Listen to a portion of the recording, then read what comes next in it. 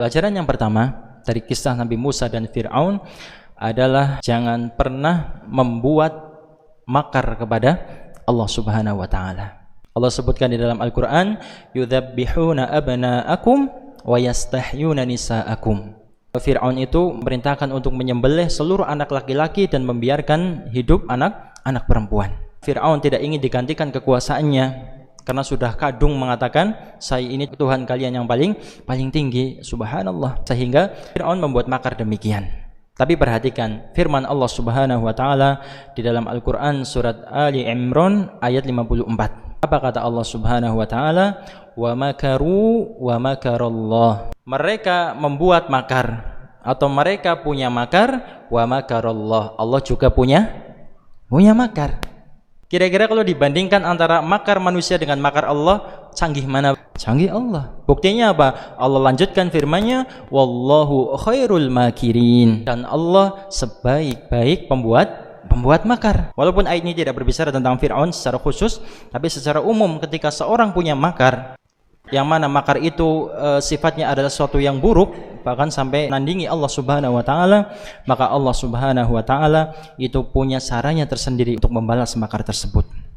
Makanya ketika Fir'aun berusaha untuk membunuh semua bayi laki-laki, yang mana menurut Fir'aun itu mengancam kekuasaannya, mengancam dirinya sebagai seorang raja yang bisa menggantikan di masa yang akan datang, ya, berdasarkan pertimbangan atau masukan dari penasehatnya.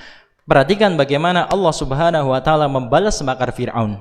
Allah menjadikan bayi yang ia asuh, ya, yaitu Musa kecil. Ketika Musa lahir pada malam itu, Allah mewahyukan kepada ibunya, id auhayna ila ummika ma yuha. Surah Taha Allah mengatakan, kami ilhamkan, wahyukan kepada ibunya Nabi Musa, aniqdhifihi fit tabuti faqdhifihi fil yammi falyulkihil yammu bisahil, ya. Allah memerintahkan kepada ibunya Nabi Musa untuk menghanyutkan Musa kecil ini di sungai, ya. Subhanallah. Yang mana ketika Musa kecil dengan tabutnya, dengan keranjangnya lewat di sebuah sungai, ditemukan oleh istrinya Fir'aun, lalu diambil. Qadarullah wa masya'fa'al. Fir'aun Allah takdirkan tidak punya anak lama, ya, sehingga ketika mendapatkan bayi yang Masya Allah, yang menjadikan istrinya itu suka ingin mengadopsi anak tersebut. Awalnya Fir'aun nggak suka. Kenapa? Dong saya buat peraturan bayi yang lahir suruh dibunuh, ini malah ngingu anak laki-laki, subhanallah.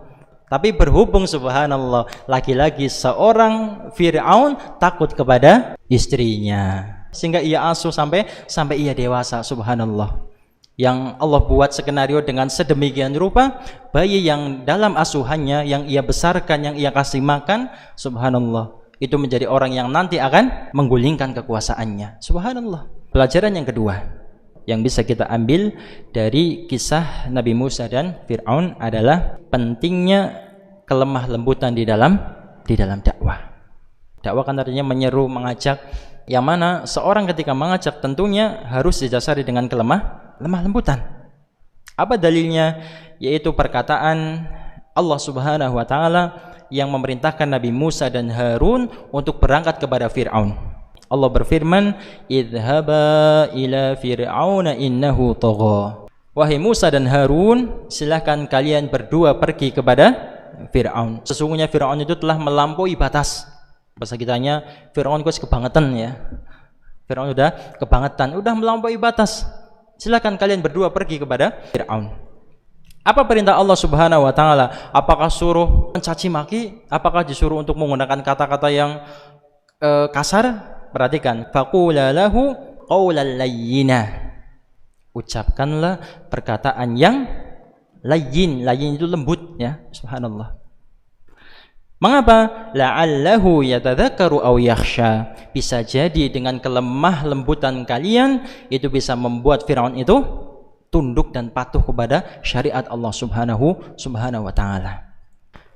Dan salah satu contoh lembutnya kata-kata Nabi Musa alaihissalam yang dilemparkan kepada Fir'aun adalah firman Allah di surat An-Nazi'at ayat yang ke-18 dan 19. Ketika Nabi Musa mengatakan, faqul hal laka ila an tazakka. Maukah engkau aku bantu untuk menyucikan diri? Kalau bahasa kitanya, maukah engkau aku bantu untuk bertaubat kembali kepada Allah Subhanahu wa taala. Jadi Nabi Musa tidak mentang-mentang nabi, tobat kowe nek ora tobat ya, mlebu neraka misalnya. Enggak. Tapi beliau memposisikan dirinya itu sebagai mentor ya. Kalau engkau mau kembali, saya bantu. Saya bantu. Kalau engkau mau bertobat, saya bantu. Wa ahdiyaka ila rabbika fatakhsha. Dan aku bimbing engkau, aku tunjukkan engkau wahai Fir'aun ke jalan Rabbmu supaya engkau mau tunduk kepada Allah Subhanahu wa taala. Oleh karena itu ini yang perlu kita ambil faedahnya.